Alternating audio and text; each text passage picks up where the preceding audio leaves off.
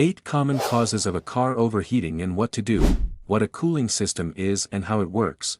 Before getting into common causes of a car overheating, it's best to start with a general understanding of the cooling system and how it works. What is a vehicle cooling system? A vehicle cooling system regulates the temperature of the engine by using a liquid to keep the engine temperature in a safe operating range and keeps it from overheating under high stress. It also provides the heat the heating system needs to warm up the interior on cold days. The cooling system comprises a range of components, including coolant, coolant reservoir, radiator, radiator fan, thermostat, temperature sensor. Radiator hose, heater hose, water pump and heater core. How a cooling system works. When an engine is sitting cold, there is coolant, a mixture of water and antifreeze, in the radiator, coolant reservoir, and engine. Once you start the engine, the internal combustion process creates heat that warms up the engine. The thermostat opens as the engine reaches its defined operating temperature, allowing coolant to flow through the radiator and heater hoses and into the radiator via the upper radiator hose. In the radiator, the coolant flows through small passages or vanes and is cooled by the air the radiator fan draws over the passages. Once the coolant reaches the lower radiator hose, it flows back into the engine to absorb more heat and maintain the engine's temperature.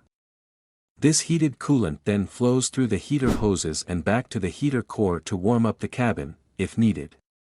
The coolant then flows back into the engine to absorb more heat, then through the thermostat and upper radiator hose to return to the radiator for cooling again. During all this, the radiator fan is alternating off and on to regulate the coolant temperature based on readings from the temperature sensor. The only exception is if your car has a clutched fan.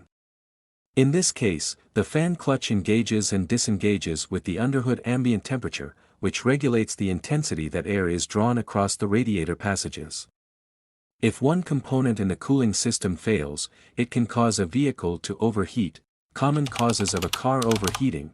There are many reasons for an engine overheating, ranging from low coolant to a failed water pump. Let's explore the most common causes of this frustrating mechanical failure. 1. Stuck thermostat. The engine's thermostat should open at a specific temperature to allow the coolant to flow into the radiator for cooling. This temperature is typically anywhere from 82 to 93 degrees Celsius. Over time and from not changing the coolant regularly, gunk buildup, corrosion, and other debris from the coolant system can cover the thermostat, preventing it from properly sensing the coolant temperature. In some cases, the thermostat fails mechanically and simply won't open. In either case, this leaves the coolant stuck in the engine, resulting in the engine overheating relatively quickly. Telltale signs of a bad thermostat are bloated radiator and heater hoses. You'll also notice the coolant reservoir constantly remains at the full cold mark and never reaches the full hot line. 2. Failed water pump. Over time, the water pump bearings, impeller, and other components can fail, preventing it from pushing the coolant along.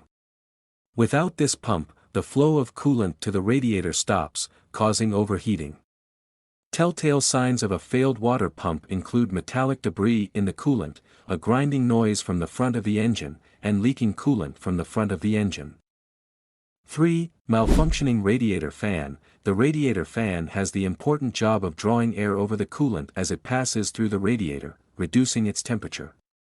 If this fan stops working, the coolant temperature will drop only slightly as it passes through the radiator, which can cause overheating as it passes through the engine. Broken fan blades, a failed fan motor, faulty wiring, or a failing fan clutch can cause the radiator fan to malfunction. If you notice your fan never turns on or spins slower than normal, this may be an indicator your fan has failed. 4. Faulty temperature sensor. On vehicles with an electric fan, the temperature sensor sends power to the fan when the coolant reaches a specific temperature, engaging the fan to lower the coolant temperature. If this sensor fails, the fan won't get the electricity it needs to operate, causing the car's engine to overheat. 5. Low coolant level. With low coolant, the cooling system can't effectively absorb the heat from the engine and cool it. This can cause overheating. though it generally requires severely low coolant before it'll overheat to a point it's noticeable.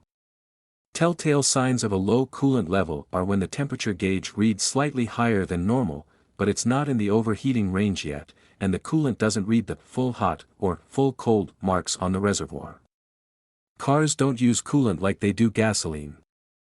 So, if your coolant level is low, this means there is likely a coolant leak.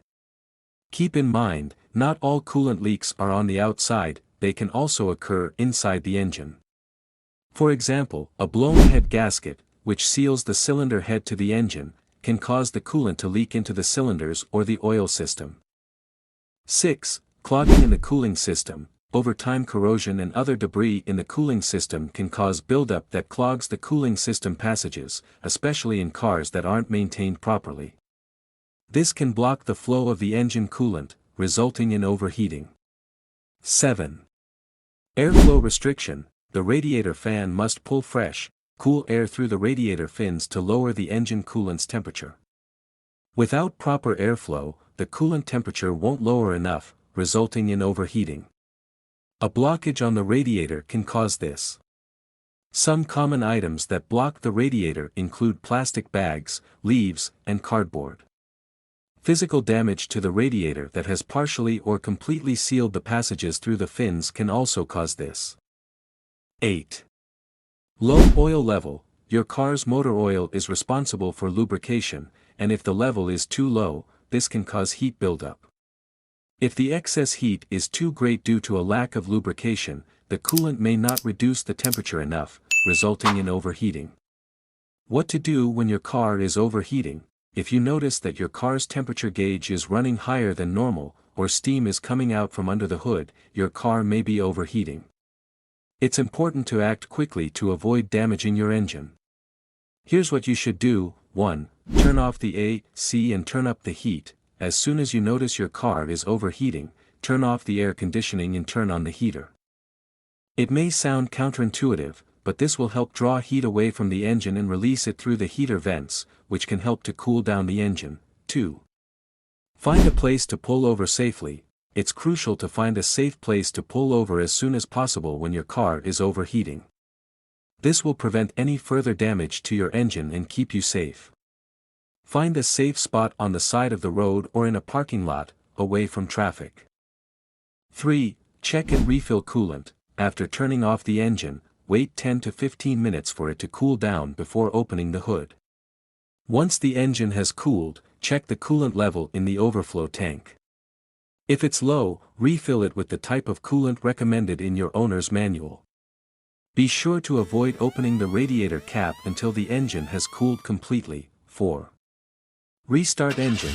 After refilling the coolant, you can restart the engine and monitor the temperature gauge. If it stays within a normal range, you can continue driving. However, if it starts to overheat again, it's best to turn off the engine and seek professional help. Hey everyone, thanks so much for watching. If you enjoyed this video, please give it a thumbs up and consider subscribing to the channel for more awesome content. Don't forget to hit the notification bell so you never miss an update. If you have any thoughts or questions, leave them in the comments below. I love hearing from you. And check out these other videos on the screen, you might find them interesting. Thanks again, and I'll see you in the next one.